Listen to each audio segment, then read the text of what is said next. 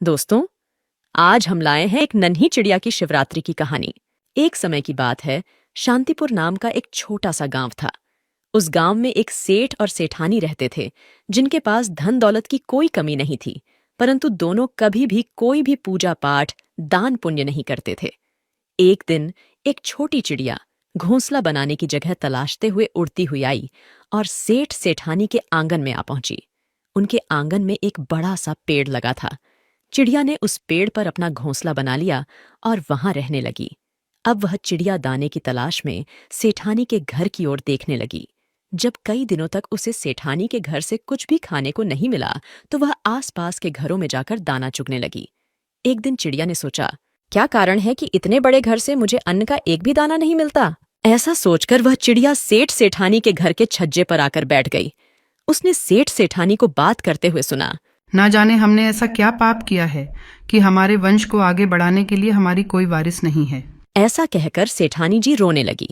यह सब देख और सुन चिड़िया के हृदय में उनके प्रति सहानुभूति जाग उठी। अब चिड़िया रोज सेठ जी के घर के छज्जे पर जाकर बैठ जाती और उनकी बातें सुनती। उसे समझ आ गया कि सेठ सेठानी संतान ना होने के कारण से अत्यंत दुखी रहते हैं। उनके दुहक को देखकर चिड़िया का हृदय द्रवित हो उठा और उसने सोचा, मुझे कुछ ऐसा करना चाहिए जिससे सेठानी जी को संतान प्राप्ति हो जाए। एक दिन वह चिड़िया मंदिर के आंगन में दाना चुग रही थी। तभी उसने पुजारी जी को कहते हुए सुना, फागुन का महीना शुरू हो गया है। कृष्ण पक्ष की चतुर्थी को महाशिवरात्रि का पर्व है। इस दिन भोलेनाथ की सच्ची भक्ति करने से प्रभु प्रसन्न होते हैं और सभी मनोकामनाएं पूर्ण करते हैं। चिड़िया के मन में विचार आया कि यही सही मौका है सेठानी की मनोकामना पूरी करने का। वह निश्चय करती है कि वह महाशिवरात्रि का व्रत जरूर रखेगी। जब महाशिवरात्रि का दिन आया, चिड़िया ने अपनी यात्रा कैलाश पर्वत की ओर आरंभ की।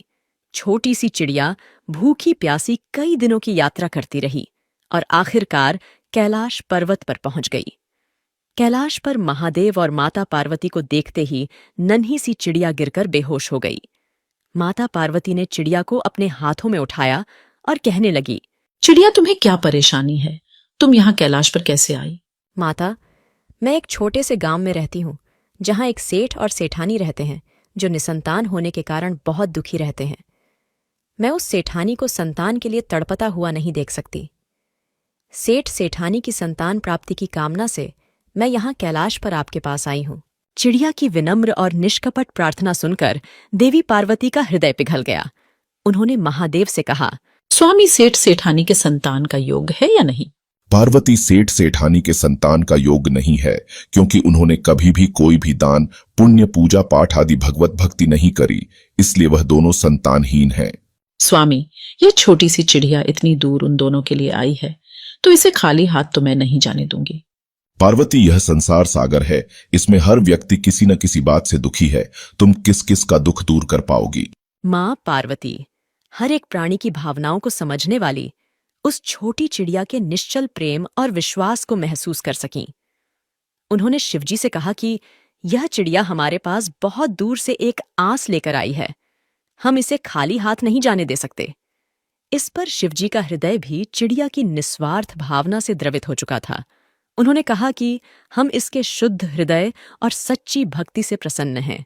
हम वरदान देते हैं कि सेठानी को 9 महीने के भीतर संतान की प्राप्ति होगी, लेकिन संतान प्राप्ति के बाद उन्हें भगवत भक्ति का भान, पूजा पाठ, दान पुण्य आदि करना होगा। ऐसा सुनकर चिड़िया बहुत खुश हो गई भोलेनाथ और पार्वती जी का आशीर्वाद लेकर फिर वो वहां से चल दी। समय के साथ सेठ और सेठानी के घर में खुशियों की लहर दौड़ गई जब उन्हें पता चला कि सेठानी गर्भवती हैं। यह खबर सुनकर चिड़िया अपार आनंद में डूब गई। 9 महीने बाद सेठानी ने एक स्वस्थ और सुंदर बालक को जन्म दिया, जिससे उनके घर में खुशियों की बौछार हो गई। बच्चा जो कुछ भी खाता पीता इधर उधर गिरा देता। गिरे हुए खाने को चिड़िया उठाकर खा लेती थी। ऐसे ही समय बीतने लगा और देखते ही देखते सेठानी का पुत्र 5 वर्ष का हो गया। 5 महाशिवरात्रियां आईं और चली गई, मगर सेठ और सेठानी ने कोई भी भगवत भक्ति या पूजा पाठ आदि नहीं करवाया। अब चिड़िया इस बात से चिंतित रहने लगी। चिड़िया ने सोचा, मुझे कुछ ना कुछ तो करना ही होगा। सेठ सेठानी को भगवत भक्ति का ज्ञान कराना बहुत जरूरी है। अब चिड़िया ने एक बार फिर कैलाश पर्वत की ओर उड़ान भरी। कई दिनों की यात्रा करने के बाद चिड़िया कैलाश पर्वत पहुंची। चिड़िया को देखते ही माता पार्वती बोली कि तुम्हें अब क्या परेशानी है? अब तो सेठ सेठानी को संतान भी मिल गई है।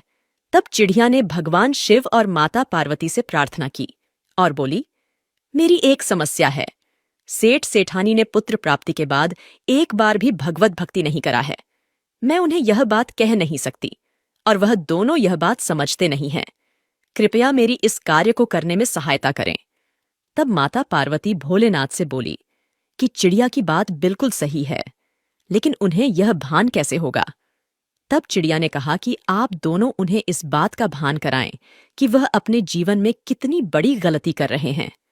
भगवान शिव और माता पार्वती ने चिड़िया की सच्ची भावना को समझा और उन्होंने एक योजना बनाई।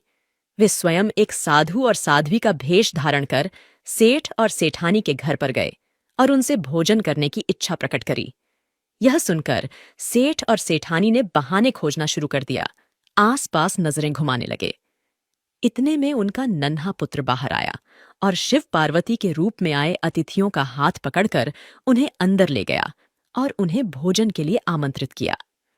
अपने पुत्र की निश्चल भावना को देखकर सेठानी ने भी अपने हृदय को नरम किया और शिव और पार्वती को भोजन परोसा। भोजन के पश्चात जब शिव और पार्वती विदा होने लगे, तब सेठ और सेठानी ने विनम्रता से कहा कि यदि हमसे कोई भूल हो गई हो तो कृपया हमें माफ करें। इस पर भोलेनाथ ने उनसे कहा कि तुम वास्तव में एक बड़ी गलती कर रहे हो। यह सुनकर सेठानी चिंतित हो उठे और पूछा कि हमारी भूल क्या है? तब शिव ने कहा कि तुम सोचते हो कि यह बालक तुम्हारी किस्मत में था। यह तो एक छोटी चिड़िया की भक्ति का फल है जो तुम्हें मिला।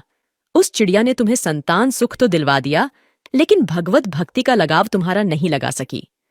आज से तुम दोनों पूजा पाठ दान पुण्य आदि करो, गरीबों को भोजन कराओ, भगवत भक्ति में अपना मन लगाओ, जिससे तुम्हारे पुत्र को लंबी आयु प्राप्त होगी। यह सुनकर सेठ और सेठानी को बहुत पछतावा हुआ।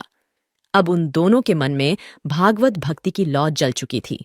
वह दोनों खूब पूजा पाठ करने लगे और प्रभु का गुणगान करने लगे। फिर से एक बार जब फागुन मास की महाशिवरात्रि आई तो दोनों पति पत्नी ने शिवरात्रि का व्रत किया, पूरे विधि विधान से भोलेनाथ की पूजा करी और उनका आशीर्वाद प्राप्त किया।